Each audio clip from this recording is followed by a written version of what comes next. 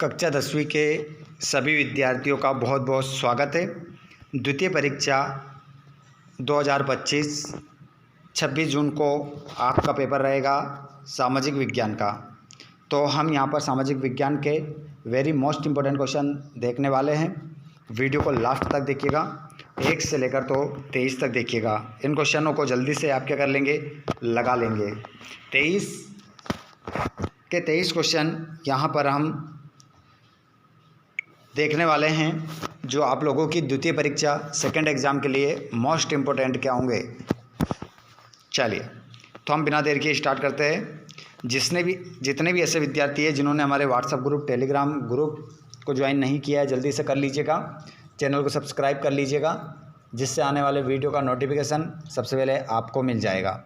चलिए, तो हम बिना देर के स्टार्ट करते हैं क्वेश्चन नंबर पहले से। साथ में जिन बच्चों ने अभी तक भी चैनल को सब्सक्राइब नहीं किया है, चैनल को ज़रूर सब्सक्राइब कीजिएगा और घंटी की बटन को ऑल पर कर लीजिएगा, जिससे आने वाले वीडियो का नोटिफिकेशन आपको मिल जाएगा।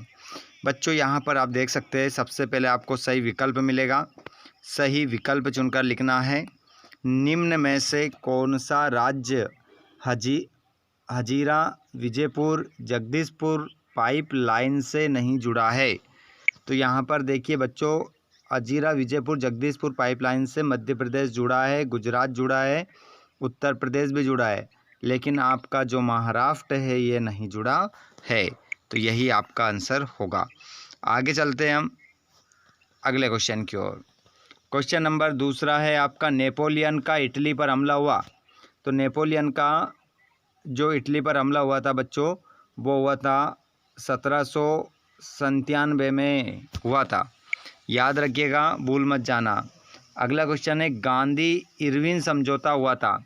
तो गांधी इरविन का जो समझौता हुआ था वो 5 मार्च 1931 को हुआ था। अगले क्वेश्चन को आप देखेंगे, निम्नलिखित में से कौन सा वक्तव्य बहुउद्देशीय नदी परियोजना के पक्ष में दिया गया तर्क नहीं है। तो इसमें आपका जो आंसर होगा वो हो जाएगा सा, बहुउद्देशीय परियोजना से वृहत स्तर पर विस्थापन होता है और आजीविका खत्म होती है। आगे चलते हैं बच्चों अगले क्वेश्चन की ओर। जिन बच्चों ने इस क्लास को देखना शुरू कर दिया है, आप सभी इस क्लास को अपने दोस्तों तक ज़रूर शेयर करें। इनमें से कौन सी फलीदार फसल है। तो इनमें से कौन सी फलीदार फसल है, तो आंसर हो जाएगा आपका दालें। दालें जो होती है वो क्या होती है, फलीदार फसल होती है। अगला प्रश्न आप देखेंगे, निम्न में से कौन सा उद्योग दूरभाष, कंप्यूटर आदि निर्मित करते हैं। तो यहाँ पर आपका आंसर हो जाएगा सूचना प्रौद्योगिकी। उसके बाद में प्रश्न नंबर 2 आता है, यहाँ पर रिक्त स्थान की पूर्ति करना है। तो रिक्त स्थान की पूर्ति करेंगे तो बड़ी कंपनियों को कहते हैं। तो बड़ी कंपनियों को बहुराष्ट्रीय कंपनी कहते हैं। दूसरा क्वेश्चन है, वृक्षों की पूजा सदियों पुराना जनजातीय विश्वास है। खाली स्थान में आ जाएगा वृक्षों की। आगे देखते हैं हम, अफ्रीका में 1890 के दशक में नामक बीमारी बहुत तेज़ी से फैल गई थी। तो बीमारी का नाम था रिंडरपेस्ट। रिंडरपेस्ट बीमारी का नाम था। क्वेश्चन नंबर 14 देखेंगे, औसत आय को आय भी कहा जाता है। तो औसत आय को प्रति व्यक्ति आय भी कहा जाता है। आगे चलते चले हम, क्वेश्चन अच्छे से लिखते चलना। अपने हाथ में कॉपी और पेन ज़रूर उठा कर रखिएगा। और जो भी भाई बहन हमारे इस चैनल पर पहली बार आए हैं, चैनल को ज़रूर सब्सक्राइब करें नेक्स्ट वीडियो को पाने के लिए।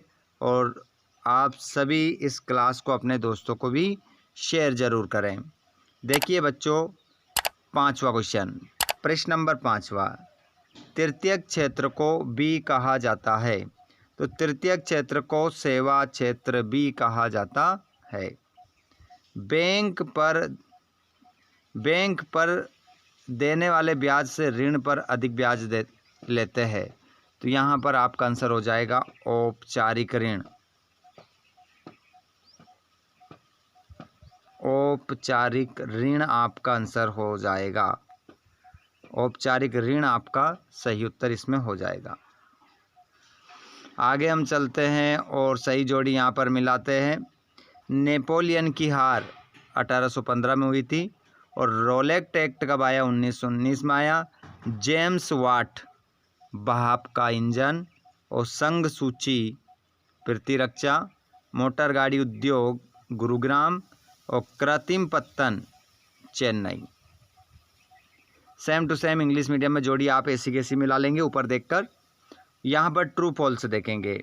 मनरेगा कानून 2005 से लागू किया गया, तो इसका आंसर आपका फत्य हो जाएगा। कोलकाता एक समुद्री पत्तन है, तो इसका आंसर आपका फत्य हो जाएगा। तीसरा, जनवरी 1923 में असहयोग और खिलाफत आंदोलन शुरू हुआ, तो ये भी आंसर आपका फत्य होगा। 18वीं सदी तक मशीन कपड़े के अंतर्राष्ट्रीय बाजार पर भारत का दबदबा था, तो इसका आंसर आपका सत्य होगा। आगे चलिएगा। लोकतंत्र में सभी नागरिकों को एक ही वोट का अधिकार है, तो इसका आंसर आपका सत्य हो जाएगा। हरियाणा राज्य की प्रति व्यक्ति आय सबसे अधिक है, तो ये भी आपका सत्य होगा। वन वर्ड एक शब्द में उत्तर अब देना है आपको। किन्हीं दो देशों के नाम बताइए जहां मजबूत लोकतंत्र है, तो हम बात कर सकते हैं भारत, अमेरिका। आगे बात करें, पूरे देश के लिए बनने वाली एक सामान्य सरकार को कहते हैं संघीय सरकार। संघीय सरकार उसे कहा जाता है, ध्यान रखिएगा, संघीय सरकार। अगला क्वेश्चन है, नागरिकों की गरिमा तथा स्वतंत्रता को बनाए रखने के लिए कौन सी शासन प्रणाली उत्तम है? तो लोकतांत्रिक शासन प्रणाली उत्तम है। आगे देखते हैं, वे शासन व्यवस्था जिसमें एक ही समय में दो या दो से अधिक सहयोगी राजनीतिक दलों द्वारा गठित सरकार क्या कहलाती है? तो वो गठबंधन कहलाती है बच्चों। आप क्या लगाएंगे? गठबंधन आपका इसमें उत्तर होगा। आगे चलते हैं हम अगले क्वेश्चन की ओर। 5वां क्वेश्चन रहेगा, उस प्रक्रिया को क्या कहते हैं जिसमें लोग ग्रामीण क्षेत्रों से शहरों की ओर पलायन करते हैं? तो उसे हम कहते हैं शहरीकरण। क्या कहते हैं बच्चों? लिखो, शहरीकरण उसे कहा जाता है। सामाजिक विभाजनों का प्रमुख आधार क्या है? तो इसका आंसर आपका जाति हो जाएगा। और अगले क्वेश्चन को देखेंगे, मुद्रण तकनीक सबसे पहले किन देशों में विकसित हुई? तो आंसर हो जाएगा, जैसे कि हम बात कर सकते हैं, चीन की। उसके बाद आप यहाँ पर देख सकते हैं क्वेश्चन नंबर 6 देखा आपने, क्वेश्चन नंबर 7 भी देख लो।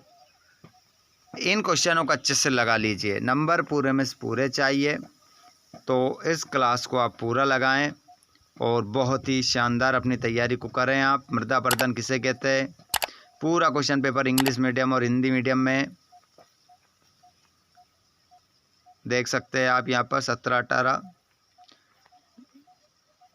19, 20, 21, 22, 23 ये मानचित्र में दर्शाना है आपको, ठीक है।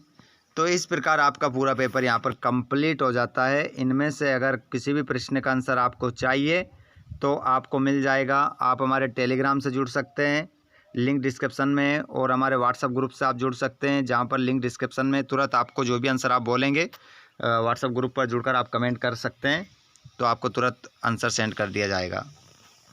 धन्यवाद, थैंक्स फॉर वॉचिंग, जय हिंद।